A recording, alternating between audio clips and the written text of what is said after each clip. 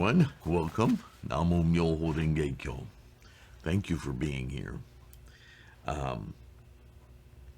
Before I continue with this Go Show, I want to ask you a question, if you wouldn't mind leaving a note in the comments.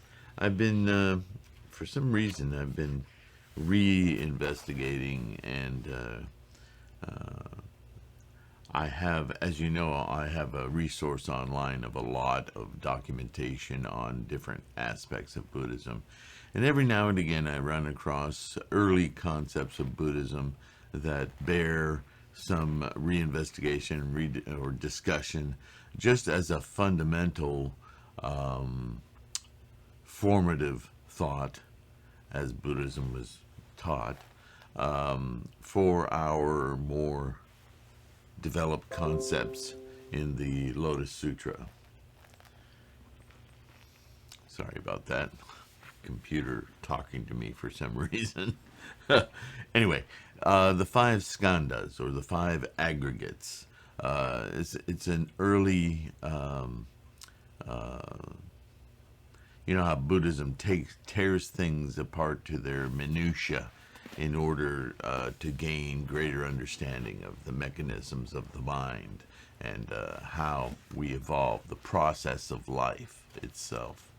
Vasubandhu did a lot of study on the five skandhas, the origination of thoughts, how things come about, the aggregation of reactions, chemical, biological, whatever, that lead to this thing we call life, humanity, animals, trees, earth, so on and so forth.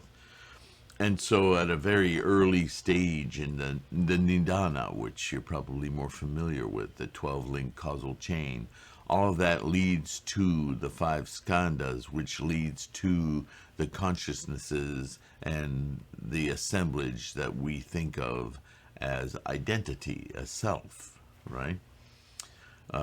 So, at any rate, this starts to get kind of, I worry about the terminology getting, miring us in the, just the fascination of the verbiage and the thinking. And it's a wonderful exercise. I encourage you to do it. But is it something I need to explore in videos? Not that I haven't done it in the past, but perhaps it's time for a refresh. I would like you to let me know if that's the kind of thing you would like to hear me talk about. Please mention in the comments yay skandhas or nay skandhas, or the five aggregates, whatever you'll recall easier. And perhaps this re-study I'm doing is for my own benefit, and that's fine. But if you'd like me to share it with you, by all means, that's what I'm doing this for. So, all right, let's continue with our current Go Show. Excuse me, congestion really messes with the head. And my page turning karma is alive and well. Yes. All right. The selection of the time, part 2. We'll continue. Some 400 years after the beginning of the middle day of the law, the sacred scriptures of Buddhism were brought to Japan from the kingdom of Pachka, along with a wooden statue of the Buddha Shakyamuni, and also monks and nuns. At this time, the Liang dynasty in China was coming to an end, to be replaced by the Chen dynasty, while in Japan, Emperor Kimei, the 13th sovereign since Emperor Jimmu, was on the throne. Pakche, in case you don't know, is Korea, basically. Kimei's son, Emperor Yomei, had a son named Prince Jogu, who not only worked to spread the teachings of Buddhism, but also designated the Lotus Sutra, Vimalakirti Sutra, and Srimala Sutra as texts that would ensure the protection of the nation. Later, in the time of the 37th sovereign, Emperor Kotoku, 645 to 654, the teachings of the three treatises and establishment of truth schools were introduced to Japan by the administrator of monks Kanroku from Pashke, from Korea. During the same period, the monk Dosho, who had been to China, introduced the teachings of the Dharma characteristics and the Dharma analysis treasury schools. Now remember, this was happening at the same time period as Tien-Tai was investigating the proper order of teachings, the superiority of the Lotus Sutra, and debating with all the 7 schools in the north, the 3 in the south, and so you may be hearing, why was the Dharma characteristic schools introduced to Japan? Well, it was still rather popular in China. This is a time period when a lot of scholarship was shifting throughout the Asian continents, right? In the reign of Empress Gensho, 715 to 724, the 44th sovereign, a monk from India called the Tripitaka master Shan Wu Wei, brought the Mahavarachana Sutra to Japan. But he returned to China, where he had been residing, without spreading its teachings abroad in Japan. In the reign of Emperor Shomu, 724 to 749, the 45th sovereign, the Flower Garland Sutra school, was introduced from the kingdom of Silla by a monk of that state called the Preceptor Shinjo. The administrator of monks, Robin, inherited its teachings and in turn introduced them to Emperor Shomu. He also helped construct the great image of the Buddha at Todaiji. During the time of the same emperor, the Reverend Ganjin came from China, bringing with him the teachings of the Tien-Tai and Precept School.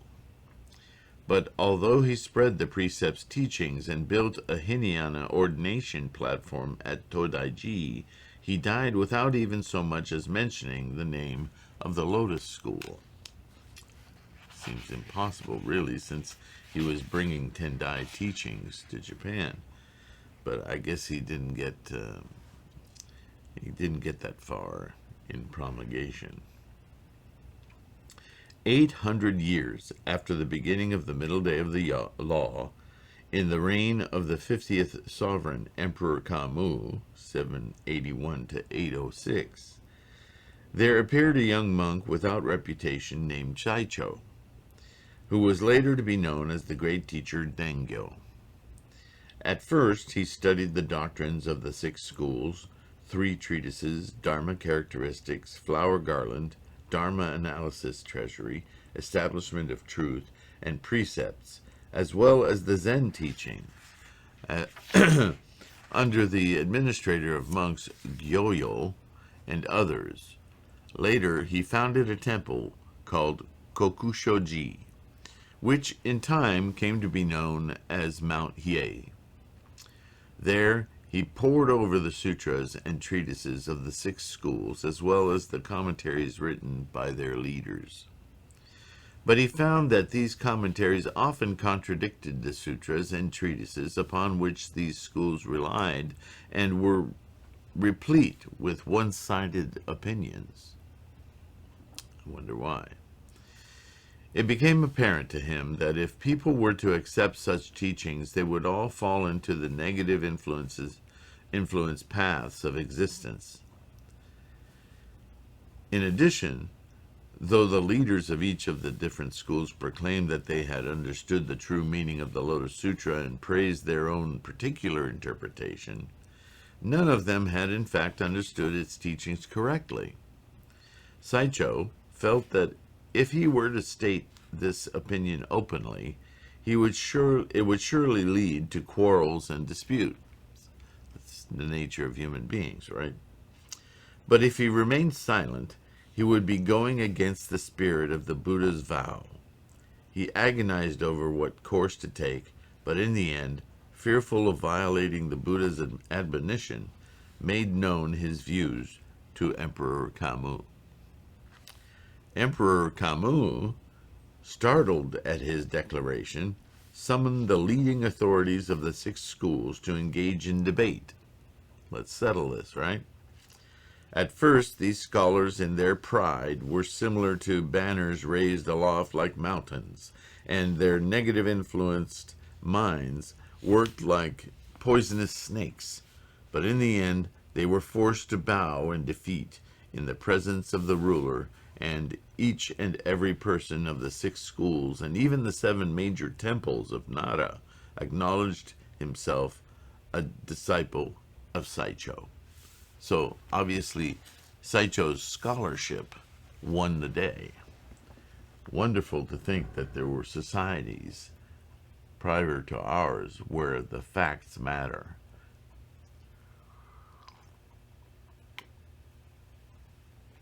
And we're now living in a time where people don't listen to facts anymore. They just make their own. What a frightening time. But back in the day in Japan, if your facts were straight, you could easily dispel erroneous views because they just weren't factual. They contradicted themselves. So you could win an argument. Isn't that as it should be? All right. It was like that, he goes on, it was like that earlier occasion when the Buddhist scholars of northern and southern China gathered in the palace of the Qin dynasty and, having been bested in debate by the great teacher Tien-Tai, became his disciples. But of the 3 types of learning, Tien-Tai had employed only perfect meditation and perfect wisdom. The great teacher Dengyo, by contrast, attacked the Hinayana specific ordination for administering the precepts which Tien-Tai had failed to controvert, and administered the Mahayana specific ordination described in the Brahmanet Sutra to 8 eminent monks of the 6 schools. In addition, he established on Mount Hiei a specific ordination platform for administering the precepts of the perfect and immediate enlightenment of the Lotus Sutra. Thus, the specific ordination in the precepts of perfect and immediate enlightenment at Enryaku-ji on Mount Hiei was not only the foremost ordination ceremony in Japan, but a great ordination in the precepts of Eagle Peak, such as had never been known either in India or China or anywhere else in Jambudvipa during the 1800 or more years since the Buddha's passing. This ceremony of ordination had its beginning in Japan. So that's an important history that predates Nichiren's advent, right? If we examine the merit achieved by the great teacher Dengyo, we would have to say that he is a sage who surpasses Nagarjuna and Vasubandhu and who excels both Tien-Tai and Miao-Lo. If so, then what monk in Japan today could turn his back on the on the perfect precepts of the great teacher Dengyo, whether he belongs to Toji, Onjoji, or the 7 major temples of Nara, or whether he is a follower of one of the 8 schools, or of the Pure Land Zen or Precept school in whatever corner of the land? The monks of the 9 regions of China became the disciples of the great teacher Tien-Tai with respect to the perfect meditation and perfect wisdom that he taught. But since no ordination platform for universally administrating the precepts of perfect and immediate enlightenment was ever established in China, some of them might not have become his disciples with regard to the precepts. In Japan, however, because Dengyo in fact established such an ordination platform, any monks who fail to become disciples of the great teacher Dengyo can only be regarded as non-Buddhists and men of evil. So it's a very important thing that Nichiren is pointing out here in his history lesson of the evolution and migration of the perfect teachings in the Lotus Sutra and of Buddhism in general as it meandered throughout the world, right? As to the question of which of the two newer schools brought from China is superior, the Tien-Tai or the true word, the great teacher Dengyo was perfectly clear in his mind, but he did not demonstrate which was superior in public debate, as he had done previously with regard to the relative merit of the Tien-Tai school in comparison to the 6 older schools. Perhaps on that account, after the passing of the great teacher Dengyo, Toji, the 7 major temples of Nara, Onjoji, and other temples throughout the provinces of Japan all began proclaiming that the true word school is superior to the Tien-Tai school, until everyone from the ruler on down to the common people believed that such was the case. It's like once a great step forward and then these inching back of old traditional, adherents that just, well, it's easier to do this. It's easier to just rely on old traditions than this new challenging stuff. It's so contrary. Such is the habit of man, isn't it? It's tragic, actually. He goes on. Thus, the true spirit of the Tien-Tai Lotus School really flourished only during the lifetime of the great teacher Dengyo. Dengyo lived at the end of the middle day of the law, during the period described in the Great Collection Sutra as the age of building temples and stupas. The time had not yet arrived when, as the Great Collection Sutra says, quote, quarrels and disputes will arise among the adherents to my teachings, and the pure law will become obscured and lost. It sounds like it got a good start, though, doesn't it? Now more than 200 years have passed since we entered the latter day of the law, a time of which, as the Great Collection Sutra records, the Buddha predicted that quarrels and disputes will arise among the adherents of my teachings, and the pure law will become obscured and lost. If these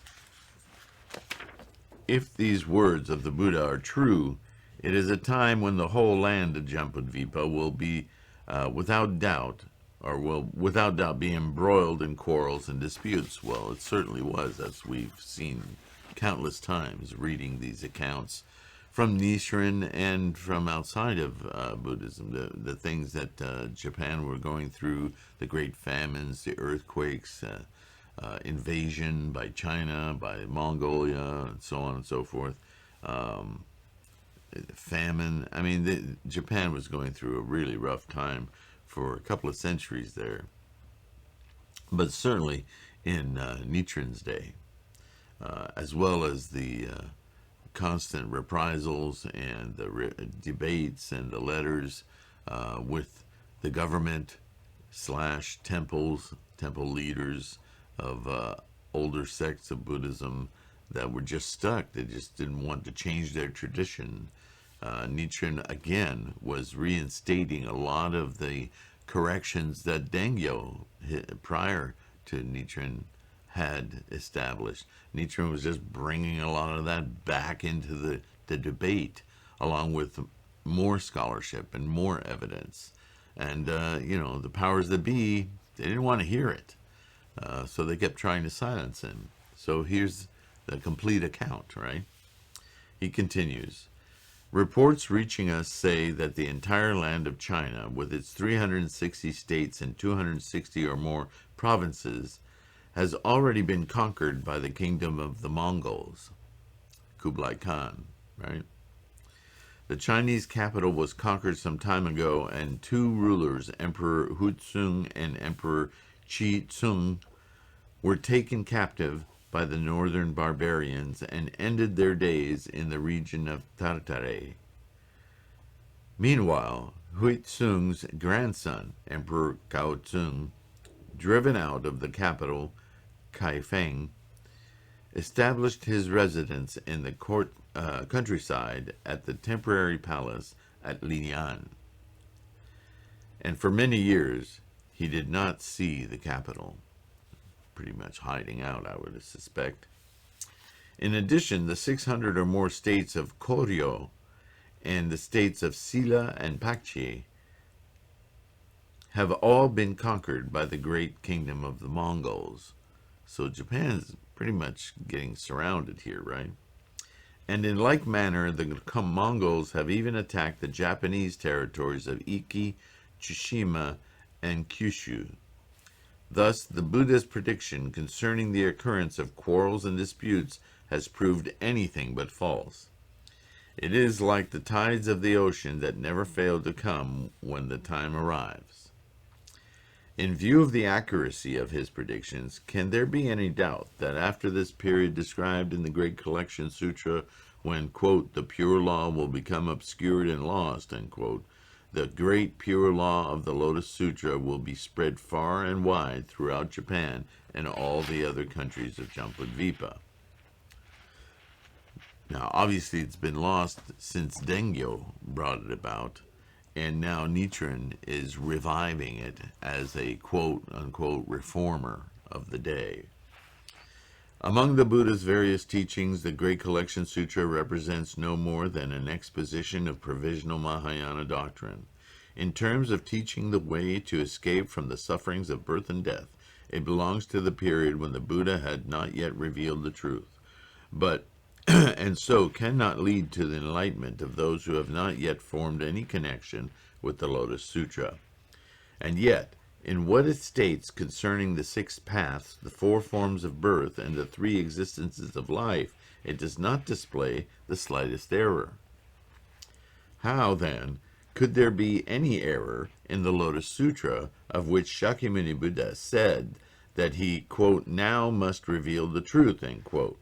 Many treasures Buddha likewise testified to its truth, and the Buddhas of the 10 directions put forth their long broad tongues until they reached the Brahma heaven as a sign of testimony. Shakyamuni Buddha also extended his tongue, which is incapable of telling falsehoods, until it reached the highest heaven in the world of form, saying that in the last 500-year period after his passing, when the entire body of Buddha's doctrine would be about to disappear, Bodhisattva's superior practices would come forward with the 5 characters of Myoho Renge Kyo and administer them as good medicine to those afflicted with white leprosy, that is, persons of incorrigible disbelief, and those who slander the law.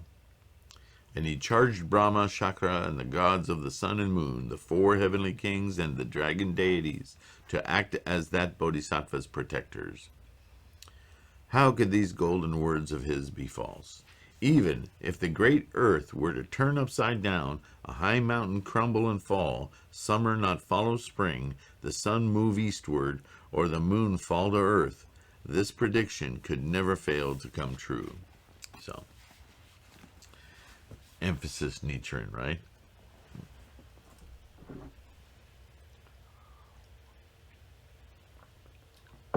This Gosho actually serves as really a wonderful teaching tool to those who want a nice high-level picture of how Buddhism migrated throughout the continents.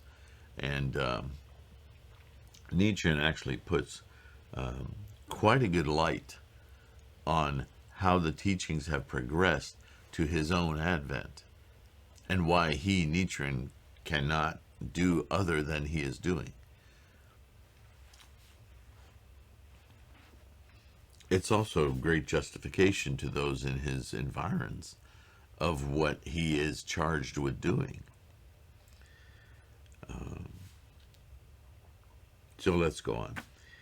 He writes, if that is so, then in this time of quarrels and disputes, how can the ruler, the ministers, and the common people of Japan hope to escape harm when they vilify and abuse the envoy of the Buddha, who is attempting to spread the law of Namu Myoho Renge Kyo, send him into exile, and attack and beat him, or inflict all kinds of trouble upon his disciples and followers.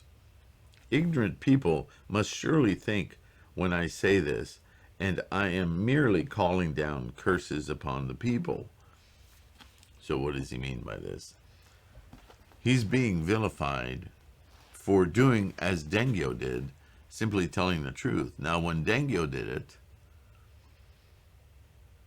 the reaction was, well, let's settle a matter. They had several debates, and he came out on top. And so everyone then who was contradicting him had to acquiesce and say, yes, we admit we've been following erroneous views and traditions that don't jive with the actual teachings and the I hate to use the word truth, but the accuracy of Buddhist teachings. You're right, and as this great scholar, we will pledge allegiance to your teachings, right? Simple matter. You're right, we were mistaken. So we will change our path and do as you instruct. That's how it should be, right? Merit, where merit is due. But by the time Nichiren comes around, as Shakyamuni said some 2,000 years prior, at that time, people will just quarrel to quarrel, and they'll fight for their ignorance, and you'll find it very hard to believe and understand this teaching, right? This is said over and over again in the sutra. And so Nichiren is saying, well, duh, look what's happening. You know, I'm just trying to say the right thing. And with compassion, he now says, how can these people who are attacking me, exiling me, and in effect, turning away from the correct teachings, as Dengyo already proved in Japan, what are they going to incur themselves? What kind of backlash are they going to experience in their mental, spiritual life for doing what is obviously counter to correctness? So he's not just whining about his state of affairs, right? He's actually pointing to, the damage that these people, these organizations, and so forth are bringing about on themselves, using him as a punishing and a revulsion of truth and correctness, right? He knows his position here. He's just using his example as, what poor causes are being made, and there have to be effects to those causes, right? We know cause and effect are the same thing, right? So, a person who spreads, he continues, the Lotus Sutra is father and mother to all living beings in Japan. For, as the great teacher Chang'an says, one who rids the offender of negative influence is acting as his parent. If so, then I, Nichiren, am the father and mother of the present Emperor of Japan, and the teacher and lord of the Nembutsu believers, the Zen followers, and the true word monks, right, which are the opposition at this time. And yet, from the ruler on down to the common people, all treat me with enmity. How then can the gods of the sun and moon go on shining down on their heads, and how can the gods of the earth continue to support their feet? When Devadatta attacked the Buddha, the earth shook and trembled, and flames shot out of it. When King Damira cut off the head of the venerable Aryashima, his own right arm that held the sword dropped off and fell to the ground. Emperor Huizong branded the face of the monk Fa Tao and exiled him south of the Yangtze. But before half a year had passed, the emperor was taken prisoner and carried off by the barbarians, the Mongols. And these attacks of the Mongols on Japan are occurring for the very same reason. And this is happening contemporaneously, right? Though one were to gather together as many soldiers as there are in the 5 regions of India and surround this country with the iron encircling mountains, it will do no good. The people of Japan are certain to encounter the calamity of war. So, not only is he alarming the people and the rulers of Japan about what they're now experiencing, he's showing them cause. He's showing them that this has happened before. This happened in China, a much larger country than Japan. This will continue to happen as long as mentally, spiritually, as long as we align ourselves with incorrect, erroneous views about the nature of life. Because there's dissonance there. We can't make proper decisions. We can't conduct ourselves and our minds adequately because we're deluded by all of this tradition, fanciful talk, and magical thinking. It leaves us vulnerable to other stronger, brutal forces. He goes on.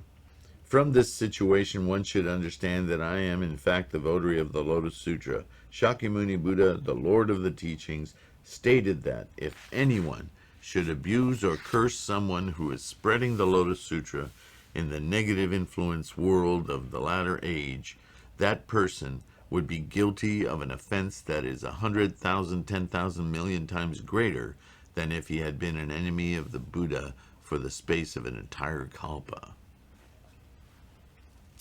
And yet, nowadays, the ruler and the people of Japan, following their personal whims, seem to hate me even more intensely than they would an enemy of their own parents, or one who had been a foe from their previous lifetime, or upbraided me even more severely than they would a traitor or a murderer. I wonder that the earth does not open up and swallow them alive, or that thunder does not come down from heaven and tear them apart. Again, these are words spoken out of compassion, for can't you see the terrible mistake that you're saying is you're making, right? He goes on. Or am I perhaps not the votary of the Lotus Sutra after all?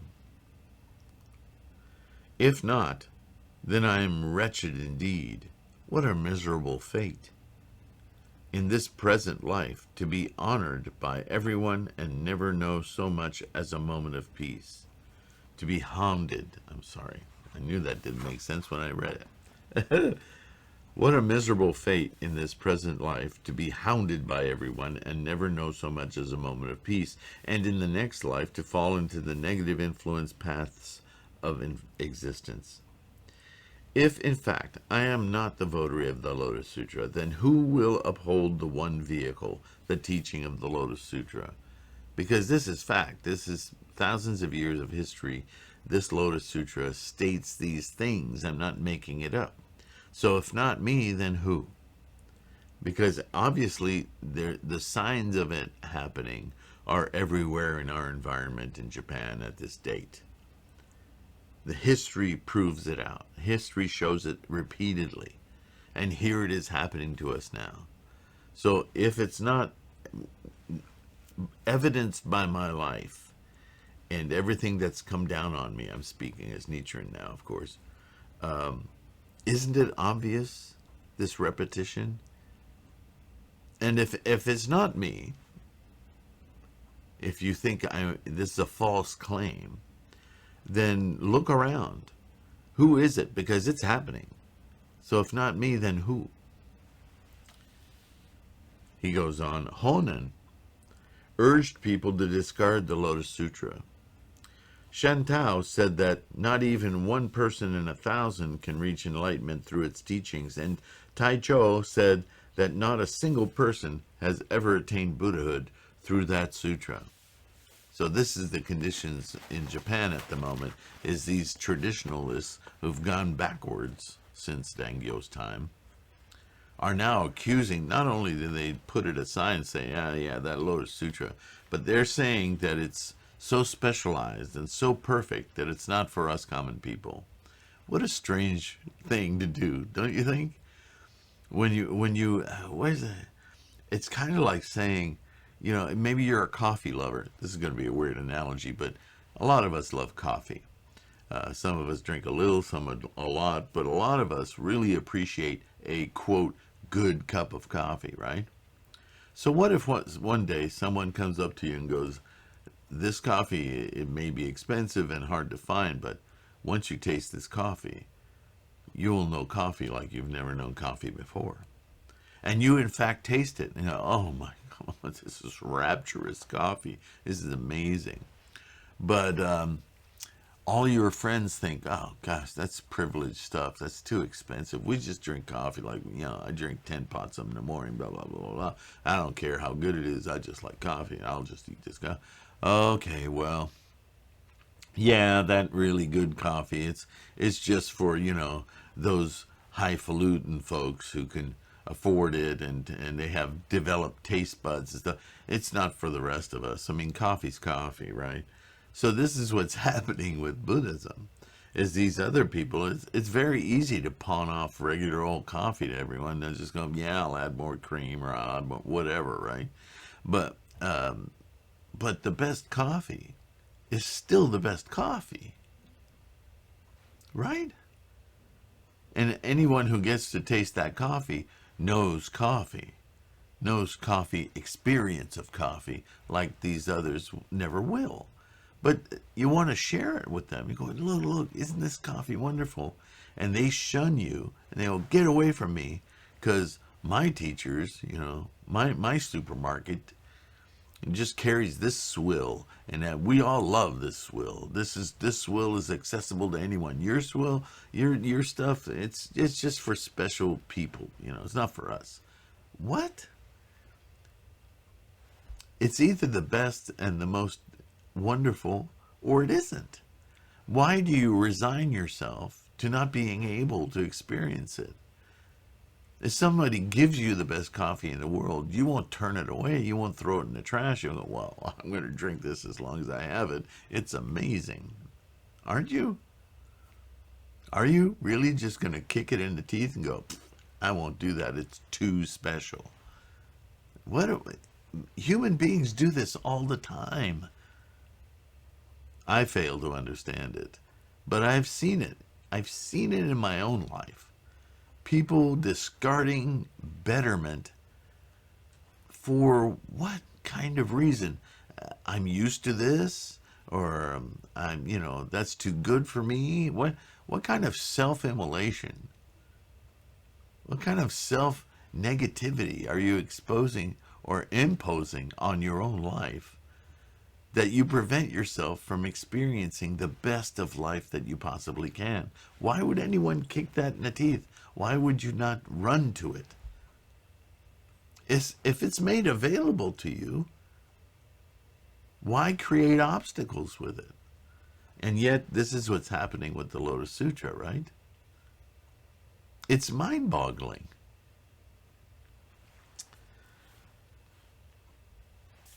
Next paragraph. Let's see where we are time-wise. Yeah, let's go a little further.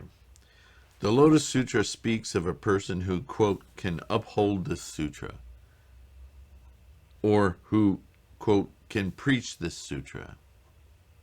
What does it mean when it speaks of someone who can preach this sutra?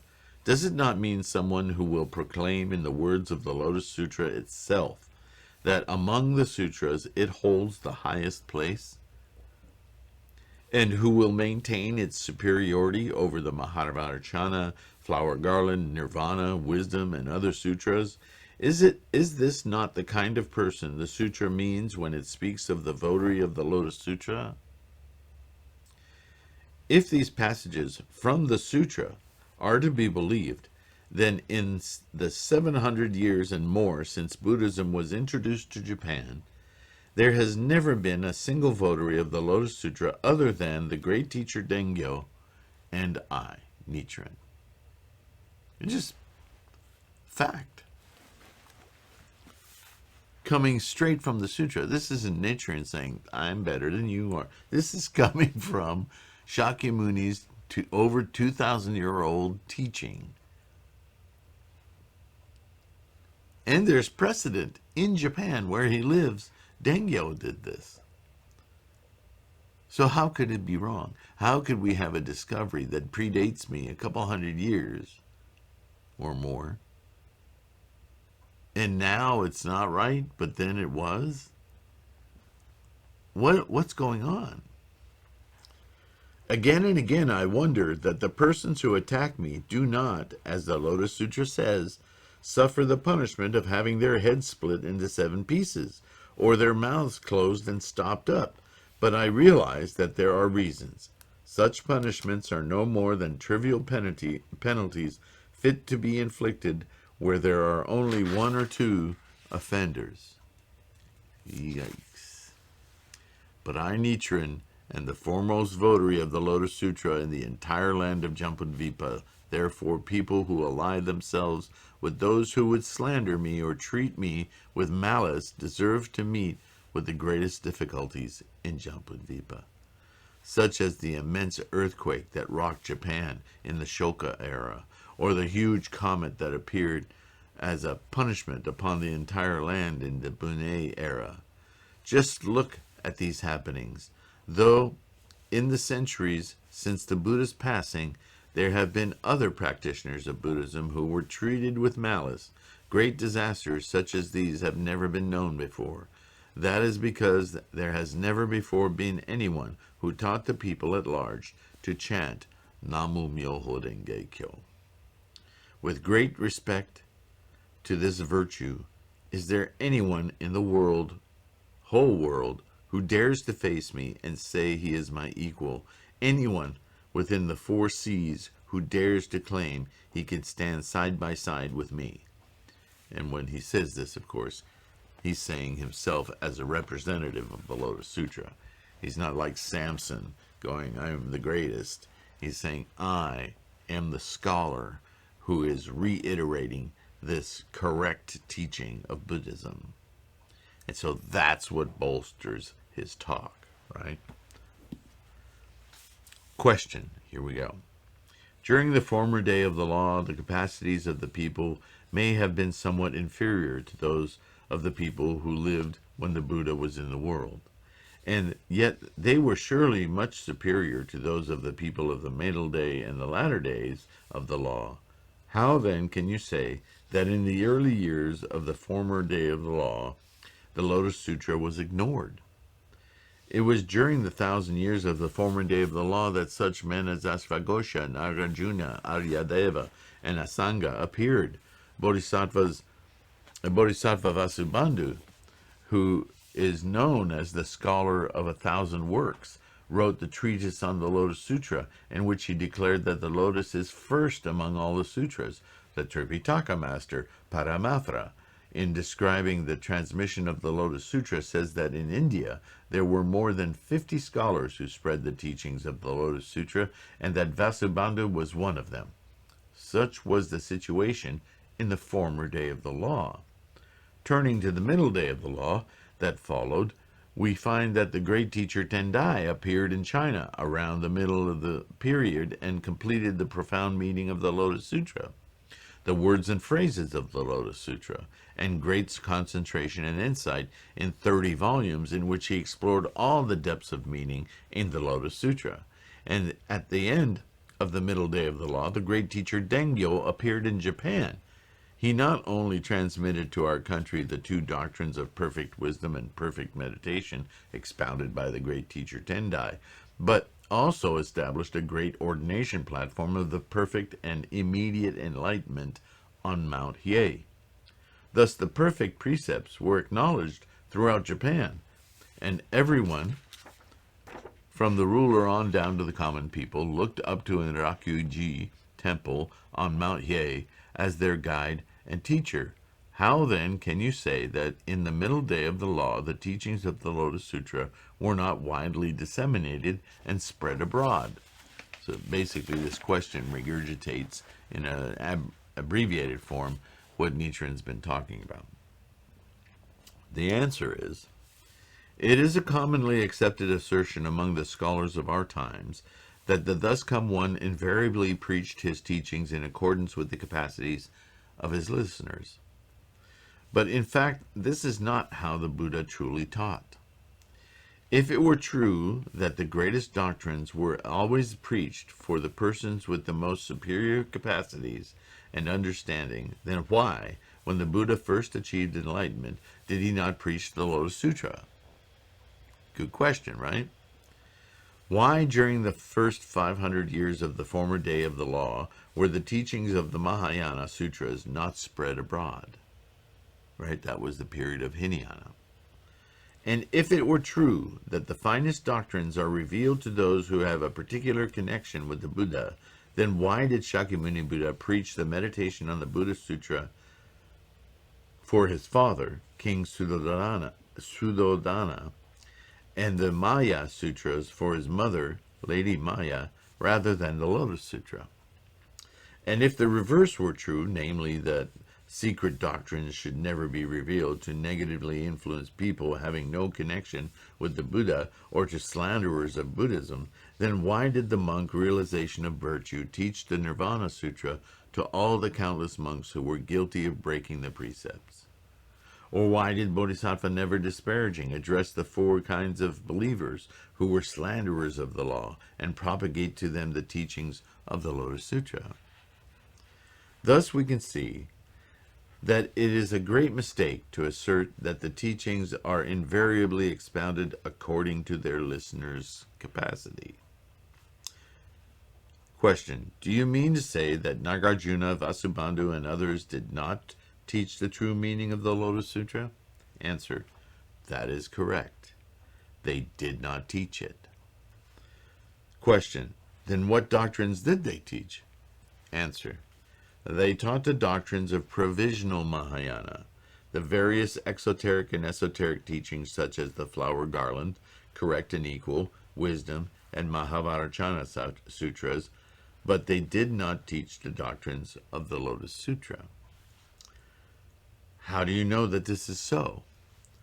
The treatises written by Bodhisattva Nagarjuna run to some 300,000 verses. Not all of them have been transmitted to China and Japan, so it is difficult to make statements about their true nature. However, examining the ones that have been transmitted to China, such as Commentary on the 10 Stages Sutra, the Treatise on the Middle Way, and the Treatise on the Great Perfection of Wisdom, we may surmise that the treatises remaining in India are of a similar nature. Question: among the treatises remaining in India, are there any that are superior to the ones transmitted to China? Answer: there is no need for me to make pronouncements of my own on the subject of Bodhisattva Nagarjuna, for the Buddha himself predicted that after he had passed away, a man called Bodhisattva Nagarjuna would appear in southern India, and that his most important teachings would be found in a work called Treatise on the Middle Way. Such was the Buddha's prediction. Accordingly, we find that there were 70 scholars in India who followed in the wake of Nagarjuna, all of them major scholars, and all of these 70 scholars took Treatise on the Middle Way as the basis of their teachings. Treatise on the Middle Way is a work in 4 volumes and 27 chapters, and the core of its teachings is expressed in a 4-phrase verse that describes the nature of phenomena arising from dependent origination. The 4-phrase verse sums up the 4 teachings and 3 truths contained in the flower garland with wisdom and other sutras. It does not express the 3 truths as revealed and unified in the Lotus Sutra. Question: is there anyone else who thinks the way that you do in this matter?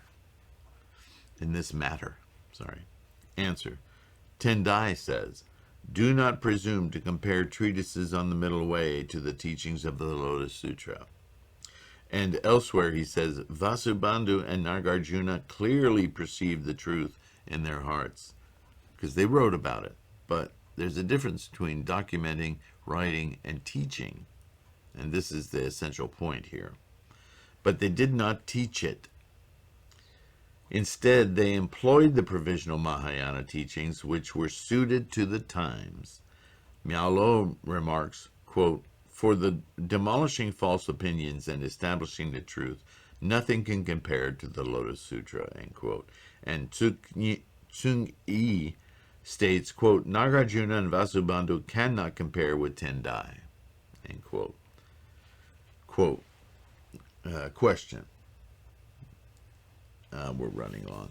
So before I go into the next question here, let me clarify a little bit what's going on here.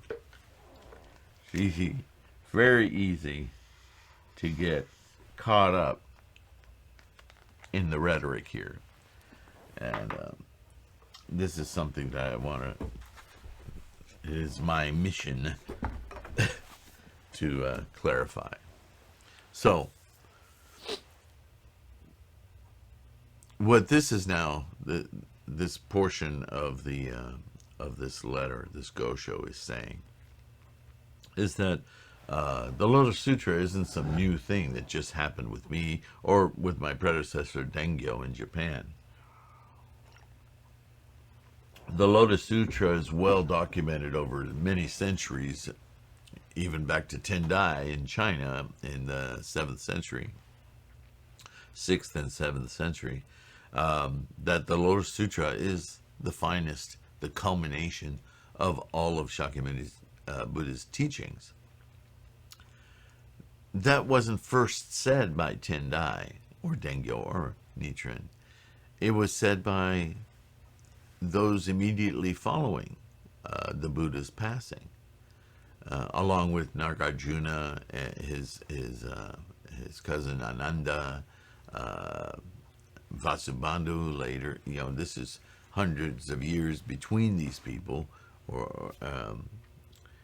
but all of these scholars were documenting the same thing.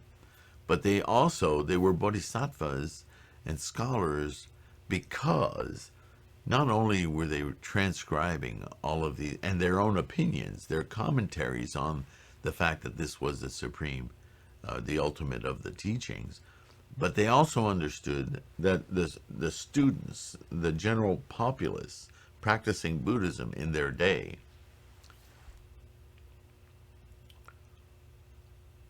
would not be able to understand the depth of meaning in the Lotus Sutra, in the ultimate teaching, until they first learn the concepts that bring you to that teaching. They hadn't raised their capacity to the point where this teaching would make any sense with them. In fact, it would act as an obstacle because it would be too revolutionary, too difficult to understand. So they first had to learn concepts that would lead them to deeper understandings of the nature of their own minds, life itself. And then when they get to the Lotus, and anyone, if you read the Lotus Sutra without context, without any other input, it makes, you'll miss some of the assertions it makes. It wasn't until I reread the Lotus Sutra many years after I started practicing that certain assertions just jumped out at me that previously I just read through as just so much more formal, flowery language. But as I learned more and more about what Buddhism was dissecting, about the mental state and the way our minds work, when I reread the Lotus Sutra, this one sentence would say something and I would think, I get that. I get what he means when he says that. But I would never get what he means when he wrote that one sentence, or he didn't write it, but when he uttered that one sentence, unless I understood what that one sentence was relying on for context. You see? And if I didn't understand the nature of how my mind and body and environment all work as one, that would seem magical and mystical to me. Until I understand how my mind and body are interrelated, how they work together, how my attitude changes the way my body feels, how my heart rate changes, how I I manufacture mucus or bile in my body, how I'm more susceptible to illnesses when I'm depressed. That sounds magical, but today we accept this because we have so much evidence for it that it's incontrovertible. We just know it.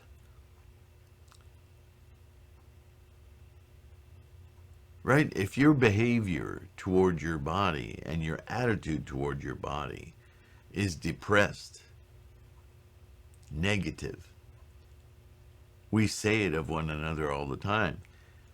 You're going to make yourself sick. How many times have you heard that? You're going to make yourself sick. Because more often than not, that's the result. Change your attitude, right? Your body feels better. You do things with your body that are more conducive to your health, even without thinking about it, because your attitude is better. You're more spry, quick in your step. We have all these weird colloquial ways of expressing it, but all that is evidence that we have the capacity to understand. But at a time when the people did not have that capacity, it's useless to teach them something that's inaccessible to their understanding and can actually act as that's just, I'll never understand that. I won't do it. And not even try. Then you act as your own obstacle, which you could argue we always do anyway. But in terms of the teaching, Nagarjuna, Vasubandhu, Miao-Lo, Tien-Tai, they all understood deeply the profundity of the Lotus Sutra, and they utilized that profundity to express it in other ways of learning and increasing the capacity to become awakened. To the point where you'll read other gosho or treatises about people being able to attain enlightenment with those lesser teachings because, they won't say this, but because they were based on the wisdom of the Lotus Sutra, and that the people's capacity just meant that a more selective few were capable of attaining enlightenment through those teachings, because they had an innate capacity for the enlightenment in the teachings, as Vasubandhu and Nagarjuna did. Obviously, they documented it. But the key here is that the teaching of the Lotus Sutra is a method that anyone, no matter what their capacity, their status, their life potential, their life condition, at this time, and this is where this gosho is focused, at this time, no matter what we encounter as human beings, we have evolved to the point where Myoho Renge Kyo will unequivocally master our awakening. No matter who we are, no matter what level of learning, what level of life levels, how irrelevant those are, but incredibly relevant when we're talking about social structures and economics and politics. The Lotus Sutra's method is that anyone can attain enlightenment now, immediately. Hanging on to it, that's another matter. That's a moment-to-moment existence. That's the samsaric reality. But achieving it, awakening it, invoking our Buddha nature, that's available to any one of us, because we are at the time when that capacity is innate. And this is what the Lotus Sutra teaches. Not tradition, not ritual, just invocation. And Nichiren gives us a tool that represents the entirety of the context for that to work. So we have no excuse really now. We have everything we need. Namo Myoho Renge Kyo. Thanks for listening. As always, my nose is dry and itching and doing weird things. I apologize. Stop it. Okay. Namo Myoho Renge Kyo. I know this is an involved Gosho, but I think it's really insightful as to basic understanding of the evolution of the periods of teachings and the constant reminder that the Lotus Sutra is the ultimate teaching of Buddhism. Incontrovertible, as one would say. All right, enough blah, blah, blah. Thank you so much. I can't wait to do the next one. And let me know again on the 5 skandhas, the 5 aggregates, if that's interesting to you. And I will let you go. Support if you can. Listen to the podcasts. If the videos can be difficult to make time for, but you can download the podcasts and just listen to them. Okay? Take care. Bye.